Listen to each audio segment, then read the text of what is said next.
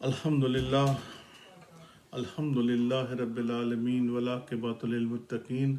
والصلاۃ والسلام علی سید الانبیاء والمرسلین اما بعد فاعوذ باللہ من الشیطان الرجیم بسم اللہ الرحمن الرحیم الصلاۃ والسلام علیک یا سیدی یا رسول اللہ وعلی آلک واصحابک یا سیدی یا حبیب اللہ الصلاۃ والسلام علیک یا سیدی یا نبی اللہ وعلی آلک واصحابک یا سیدی یا نور اللہ۔ فرمان مصطفیٰ صلی اللہ تعالی علیہ وآلہ وسلم، جو مجھ پر درود پاک پڑھنا بھول گیا وہ جنت کا راستہ بھول گیا۔ صلو علی الحبیب صلی اللہ تعالی علیہ وآلہ وسلم۔ قال اللہ تبارک و تعالی فی القرآن المجید والفرقان الحمید، الا ان اولیاء اللہ لا خوف علیہم ولا هم یحزنون۔ صدق اللہ العظیم و صدق رسولہ النبی الکریم۔ تمام تعریفیں اللہ رب العزت کی ذات پاک کے لیے، اور ہر طرح کا درود و سلام پیارے اور آپ کے اور میرے آقا صلی اللہ تعالی علیہ وآلہ وسلم کی ذات مقدسہ کے لیے۔ میرے بہت ہی محترم علماء کرام، سادات کرام، میرے عزیز دوستوں، بھائیوں، بچوں، ہم سب اس وقت ایک نورانی محفل میں شریک ہیں۔ کچھ احباب ہواؤں کی دوش کی نسبت سے اس محفل میں موجود ہیں، کچھ احباب یہاں فیس ٹو فیس موجود ہیں۔ ہر کوئی اپنے اپنے ملک میں، اپنے اپنے علاقے میں، اپنے کے مقام پر بیٹھ کر اس نورانی محفل میں شریک ہے، اور یقین مانیے کہ اللہ رب العزت اس محفل کے طفیل پیارے آقا صلی اللہ تعالی علیہ وسلم کے درود پاک کے طفیل ہم سب کی مغفرت فرمائے، ہم سب کی بخشش فرما دے۔ اور ایکچولی ہم یہی چاہتے ہیں، اور ہم اسی سلسلے کو لے کر آگے بڑھ رہے ہیں کہ ہم تمام بہن بھائی، ماں باپ، دوست احباب، بچے، ہم اللہ رب العزت کی بارگاہ میں اپنے گناہوں کی معافی مانگیں، اور پیارے آقا صلی اللہ تعالی علیہ وآلہ وسلم پر کثرت سے درود پاک پڑھیں، کیونکہ یہی درود پاک پڑھنا، یہی نیک باتیں، یہی ہمارے مل بیٹھ کر اللہ رب العزت کی یاد کرنا، یہی ہمارے بخشش کا ہو سکتا ہے کوئی سبب بن جائے، کیونکہ اللہ رب العزت بہتر جانتا ہے ہمارے اندرونی بیرونی معاملات کو۔ اللہ رب العزت بخوبی واقف ہے، اللہ رب العزت سے کوئی بات چھپی ہوئی نہیں۔ لیکن اگر ہم اچھی اور نیک نیتوں کے ساتھ ان محفل میں شریک ہوں گے تو اللہ رب العزت ہماری ان کاوشوں کو اپنی بارگاہ الہی میں ضرور قبول و منظور فرمائے گا۔ اور پھر جہاں پر پیارے آقا صلی اللہ تعالی علیہ وآلہ وسلم کا ذکر مبارک ہو تو اس کا طفیل تو بالکل بخوبی بے شک اللہ رب العزت ہم سب کو معاف فرمائے، اور ہماری ان حاضریوں کو اپنی بارگاہ الہی میں قبول و منظور فرمائے۔ جیسا کہ میں نے قرآن پاک کی ایک آیہ مبارکہ پڑھی، الا ان اولیاء اللہ لا خوف علیہم ولا هم یحزنون، یعنی اللہ رب العزت اپنے جو اللہ کے محبوب بندے ہیں، اللہ کے جو ولی ہیں، انہیں کوئی خوف نہیں، کوئی خطرہ نہیں۔ وہ اللہ تعالیٰ کے نظام کو لے کر آگے چل رہے ہیں، اور انشاءاللہ عز و جل چلتے رہیں گے۔ ہم نے اس سے قبل بھی بہت سے اللہ کے ولیوں کو ذکر کیا، اور انشاءاللہ عز و جل آج کی اس مقدس محفل میں ہم ایک عظیم کامل ولی، کامل و اکمل ولی کا ذکر خیر کریں گے۔ اللہ رب العزت ہماری اس حاضری کو قبول و منظور فرمائے۔ آپ سب نے حضرت خواجہ محمد عارف ریورا گری رحمۃ اللہ تعالی علیہ کا نام مبارک تو سنا ہوگا، جو کہ سلسلہ نقشبند کے عظیم شیخ اور ایک کامل اور اکمل ولی ہیں، اور آپ رحمۃ اللہ تعالی علیہ کی ولادت پاک بخارا سے 18 میل کے فاصلے پر ریوا گر نامی ایک قصبہ، جس میں آپ رحمۃ اللہ تعالیٰ کی 27 رجب 551 ہجری میں ولادت ہوئی، اور اس زمانے میں ریوا گر صوبے سے تقریباً 3 میل کے فاصلے پر اجدوان نامی ایک قصبہ ہے، جس میں خواجہ خواجگان حضرت خواجہ عبدالخالق اجدوانی رہتے تھے، جن کے فیوز و برکات سے بہت سے لوگ فیض یاب ہوئے، اور آپ کا چرچا دور دور تک پھیلا ہوا تھا۔ حضرت محمد عارف ریورا گری بھی حضرت عبدالخالق اجدوانی کی خدمت میں حاضر ہوئے، اور آپ رحمۃ اللہ تعالی سے فیض یاب ہوئے، اور آپ رحمۃ اللہ تعالی کے ہاتھ پر بیعت ہوئے۔ کہتے ہیں کہ حضرت خواجہ محمد عارف ریورا گری اپنے پیر و مرشد کے بیعت ہونے کے بعد اپنے شیخ حضرت خواجہ عبدالخالق رحمۃ اللہ تعالی کے ہی ہو کر رہ گئے، یعنی جب آپ نے بیعت کی اپنے پیر و مرشد کی، تو پھر وہ دنیا سے کنارہ ہو گئے، دنیا کی لذتوں سے، دنیا کے شور و غل سے، دنیا کی نشو و نما سے وہ دور ہو گئے، اور ایک اللہ کے ولی کی حیثیت سے اس دنیا سے آپ نے کنارہ اختیار کر لیا، اور صرف اللہ رب العزت کی ذات پاک اور پیارے آقا صلی اللہ تعالی علیہ وآلہ وسلم کے دین مبارک کو لے کر آگے چلے، اور آپ نے بہت سے لوگوں کو اسلام کی طرف راغب کیا، اسلام کی طرف بلایا، اور پھر انہی میں سے بہت سے ایسے کامل اور اکمل ولی پیدا ہوئے، جنہوں نے آپ کا نام بھی بہت حد تک مشہور کر دیا۔ آپ کے نام کا چرچا، آپ کے نام کا ڈنکا بہت دور دور ہے۔ دراصل یہ ایک کامل ولی کی صحبت ہے، ایک کامل ولی کا اثر ہے، صحبت کا اثر ہے۔ دیکھیے کہ ایکچولی ہم عام زندگی میں جب ہم اپنے دوستوں میں، اپنے احباب میں بیٹھتے ہیں، دیکھیں جب ہم کسی ایسی بری محفل میں بیٹھتے ہیں، تو ایک مثال تو آپ نے سنی ہوگی کہ ایک جو رنگ ساز ہوتا ہے، رنگ ساز کے پاس کتنے رنگ ہوتے ہیں، اور پھر جب وہ رنگ رنگتا ہے تو اس کے ہاتھ کپڑے اسی رنگ میں رنگے جاتے ہیں۔ یہ ایک صحبت کا اثر ہوتا ہے۔ اگر آپ کسی ایسی محفل میں جہاں پر برے لوگ، غلط قسم کے لوگ بیٹھے ہوں گے، آپ ان کی صحبت میں بیٹھیں گے، تو پھر ظاہری بات ہے آپ کے اوپر اسی صحبت کا رنگ چڑھ جائے گا، اسی صحبت کے روپ میں آپ رنگ جائیں گے۔ لیکن اس کے برعکس جب آپ کسی اللہ کے ولی، اللہ کے محبوب بندوں کی محفل میں بیٹھیں گے، اور انشاءاللہ عز و جل اس وقت بھی ہمارے بہت سے مریدین اس محفل میں موجود ہیں، اور اس کے علاوہ دیگر احباب بھی موجود ہیں جو کہ مرید تو نہیں، لیکن ان کو اس چیز کا رنگ چڑھ چکا ہے، اور الحمدللہ ثم الحمدللہ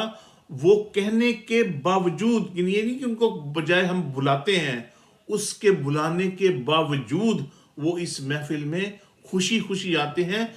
کیوں آتے ہیں؟ کیونکہ ان کو ایک نسبت حاصل ہو چکی ہوئی ہے. گو کہ وہ ابھی بیعت نہیں ہوئے، لیکن ان کے اوپر ایک نسبت چلی گئی ہے، اور وہ اس نسبت کو لے کر آگے آتے ہیں اور اپنے آپ کو اس نسبت میں محو کر لیتے ہیں، اپنے اوپر یہ رنگ چڑھا لیتے ہیں. اور یہی بات ہے کہ جب اللہ کے نیک بندوں کی محفل میں، اللہ کے نیک ذکر و اذکار والی محفل میں ہم سب بیٹھیں گے تو ہمارے اوپر اس چیزوں کا رنگ چڑھ جائے گا، اور الحمدللہ چڑھا ہوا ہے. کیونکہ جب اس چیز میں انسان محو ہو جاتا ہے، اس چیز میں انسان ڈوب جاتا ہے، تو پھر اس کو کسی دنیا کی خبر نہیں رہتی، اسے صرف اور صرف اللہ رب العزت کی ذات پاک ہی نظر آتی ہے. بہت سے ایسے اللہ کے ولی ایسے گزرے ہیں جن کا میں انشاءاللہ عز و جل آئندہ کسی موقع پر میں ذکر کروں گا، جن کے بارے میں ہم نے یہ پڑھا ہے کہ جب وہ نماز پڑھتے تھے، تو جب وہ اتحیات میں بیٹھے تھے، تو جب تک اتحیات میں بیٹھے ہوئے ایک ایک لفظ کا جواب اللہ رب العزت کی ذات پاک سے اور پیارے آقا صلی اللہ تعالی علیہ وسلم سے جواب نہ آ جائے، وہ آگے نہیں بڑھتے تھے. اور اس کا کافی یہ سلسلہ ہے. بہت سے ایسے اللہ کے ولی ہیں جن میں یہ چیز پائی گئی، اور اس کے باوجود وہ ایک دوسرے کے پیچھے نماز پڑھنے کے عادی تھے، اور ان کی یہ خواہش تھی کہ نہیں، ہم ان سلطان الہند کے پیچھے نماز پڑھیں، غوث اعظم کے پیچھے نماز پڑھیں. اور بہت سے ایسے اللہ کے ولی ہیں جن کے پیچھے نماز پڑھیں. حضرت بائی بستامی رحمت اللہ تعالی علیہ، جب آپ نماز پڑھتے تھے تو جب آپ کو نماز میں اللہ رب العزت سے جواب نہیں آتا تھا، وہ آگے نہیں بڑھتے تھے. اور یہ کتابوں میں موجود ہے، اور یہ اتھنٹک کتابوں میں موجود ہے، یہ کہنے والی بات نہیں. یعنی اللہ کے ایسے ولی بھی گزرے ہیں، اور ایسے ہی اللہ کے ولی یہ بھی ہیں کہ جو حضرت خواجہ محمد عارف ریورہ گری، ان کی بہت سی ان کی کتابیں ہیں کہ جو اس وقت دنیا میں عام ہیں. اس میں آپ کا ایک سفر نامہ بھی ہے جو کہ اس وقت بخارا کی لائبریری میں موجود ہے، اور لوگ اس کو پڑھ کر اس سے مستفید ہو رہے ہیں. آپ رحمت اللہ تعالیٰ کے ہاتھ پاک سے لکھا ہوا یہ بات وہاں پہ موجود ہے. جب حضرت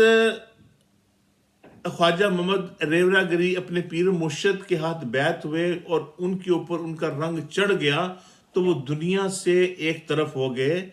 پھر آپ رحمت اللہ تعالیٰ نے تمام عمر اپنے شیخ کی صحبت اور خدمت میں گزار دی، اور صوفیاء کے طریقت کا وہ درجہ، وہ رنگ آپ کے اوپر چڑھا کہ جو آپ کو لے کر بہت سی بلندیوں تک پہنچ گیا. حضرت خواجہ عبد الخالق اجدوانی رحمت اللہ تعالیٰ کے 4 خلیفہ تھے، جن میں حضرت خواجہ سلمان کرمینی رحمت اللہ تعالیٰ علیہ، حضرت خواجہ احمد صدیق خواجہ اولیاء کبریہ رحمت اللہ تعالیٰ علیہ، حضرت خواجہ محمد عارف ریورہ گری رحمت اللہ تعالیٰ علیہ، اور حضرت خواجہ بہاؤالدین نقشبند رحمت اللہ تعالیٰ علیہ. آپ کے یہ 4 خلفاء تھے، اور جنہوں نے اپنی زندگی میں بہت نام کمایا، اور آپ سے لوگوں نے بہت سا فیض حاصل کیا. ان سب سے زیادہ قربت حضرت خواجہ محمد عارف ریورہ کی اپنے پیر و مرشد کے ساتھ تھے کہ تمام خلفاء کی نسبت حضرت خواجہ محمد عارف ریورہ گری تک پہنچی. حضرت خواجہ عبد الخالق اجدوانی کی وفات کے بعد حضرت خواجہ محمد عارف ریورہ گری رحمت اللہ تعالی علیہ اپنے پیر و مرشد کی جگہ ریاضت اور عبادت اور خلق کی ہدایت میں مشغول رہے،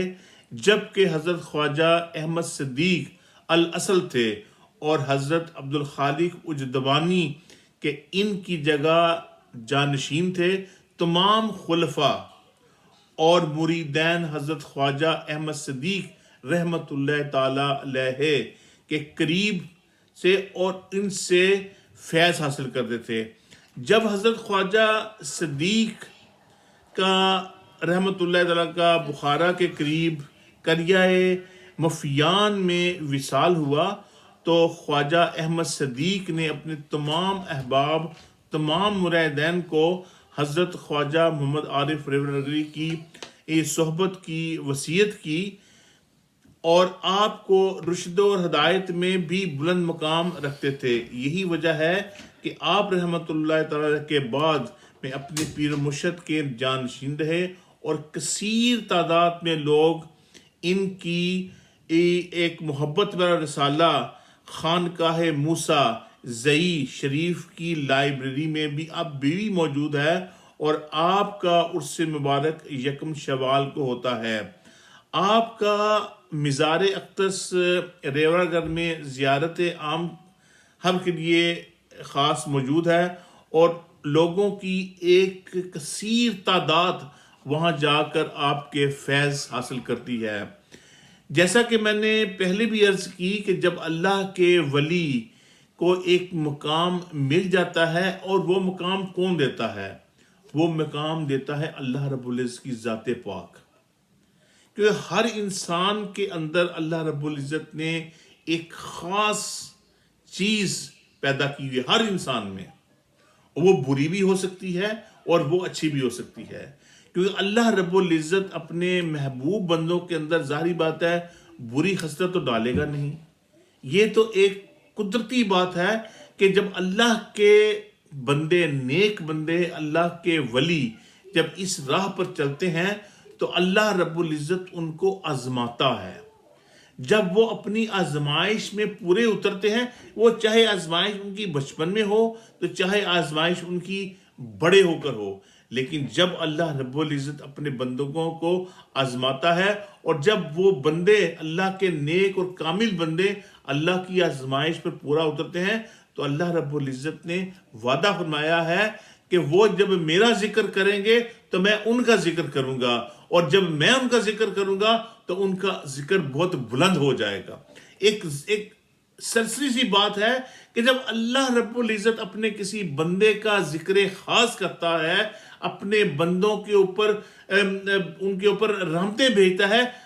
جب ہم رضی اللہ تعالی عنہ کہتے ہیں نا یا رحمت اللہ تعالی کہتے ہیں، اس کا مطلب ہے کہ اللہ رب العزت ان سے راضی ہے۔ رضی اللہ تعالی عنہ کا مطلب ہے کہ اللہ رب العزت ان پر راضی ہے، اس لیے ان کو کہا جاتا ہے کہ حضرت سیدنا غوث اعظم رضی اللہ تعالی عنہ، حضرت سیدنا غوث اعظم رحمت اللہ تعالی علیہ، کیونکہ یہ خاص یہ چیز نہیں کہ آپ رضی اللہ تعالی عنہ کسی صحابی کے ساتھ ہی لگا سکتے ہیں، آپ یہ چیز عام انسان کے ساتھ جو اس چیز سے منسلک ہے، جس سے اللہ رب العزت راضی ہے، جس سے اللہ رب العزت راضی ہے، اسی کو اللہ رب العزت رضی اللہ تعالیٰ عنہ کا یہ مقام دے دیتے ہیں کہ وہ اللہ سے راضی ہے۔ اور پھر جیسے ہمارے علماء اکرام، ہمارے حفاظ اکرام، ہمارے شیوخ، ہمارے پیر و مرشد، وہ سب رحمت اللہ تعالیٰ علیہ، اللہ رب العزت کی رحمتیں ان پر برستی ہیں، اللہ رب العزت ان سے راضی ہے۔ جب اللہ رب العزت ان سے راضی ہے تو اللہ رب العزت کی رحمتیں ان پر برستی ہیں اور وہ اللہ کے خاص الخاص بندوں میں شامل ہو جاتے ہیں۔ اور جب ان خاص الخاص بندوں کے ساتھ ہم جیسے گناہ گار نسبت رکھ لیتے ہیں، ان کے ساتھ جڑ جاتے ہیں، تو اللہ رب العزت ان کے طفیل ہماری بھی مغفرت فرما دیتا ہے۔ تو میرے عزیز دوستو بھائیو، اب بھی وقت ہے، کیونکہ زندگی ایک مختصر ہے، زندگی ایک بالکل مختصر ہے۔ اگر آپ کا کوئی پیر و مرشد نہیں ہے تو آپ اس کا ہاتھ پکڑ لیں، اس کی چادر کو پکڑ لیں، اور یہی چادر آپ کو انشاءاللہ عز و جل نبی پاک صلی اللہ تعالی علیہ وسلم کے دین پر چلائے گی اور آپ کو اسی راستے سے لے کر انشاءاللہ عز و جل پیارے آقا صلی اللہ تعالی علیہ وآلہ وسلم کے حضور لے کے جائے گی، اور ہم سب کا مقام ایک ہی ہوگا کہ جس کے ہم سب طلبگار ہیں انشاءاللہ عز و جل ہم سب کا مقام ہوگا انشاءاللہ جنت الفردوس، جنت نہیں جنت الفردوس، وہ مقام جہاں نبی پاک صلی اللہ تعالی وسلم کی بلندیاں حاضر ہوں گی، ہم ان کے سائے کے نیچے بیٹھیں گے اور انہی پیارے آقا صلی اللہ تعالی وسلم کے دستے پاک سے ہم حوض کوثر سے جام پیئیں گے۔ اور میرے عزیز دوستو بھائیو، یہ وہی بات ہے کہ ہم کسی اللہ کے ولی سے اپنی لو لگا لیں، کسی اللہ کے ولی کے بارے میں دل میں بغض نہ رکھیں،